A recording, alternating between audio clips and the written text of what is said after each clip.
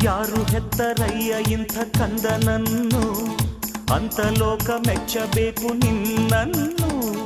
ನಮ್ಮ ಆಶಾ ಗೋಪುರದ ಕಲಶವಾಗು, ವಿದ್ಯೆ ಎಂಬ ಖಡ್ಗವೊಂದು ತಂದೆ ಕೊಡುಗೆ, ವಿನಯವೆಂಬ ಅಸ್ತ್ರವೊಂದು ತಾಯ ಕೊಡುಗೆ.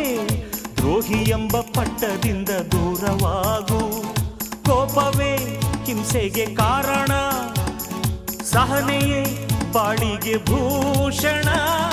ಆವೇಶವನ್ನು ಜಯಿಸು, ಓಂ ಸಹನಾ ಭವತು ಜಪಿಸು. ಓ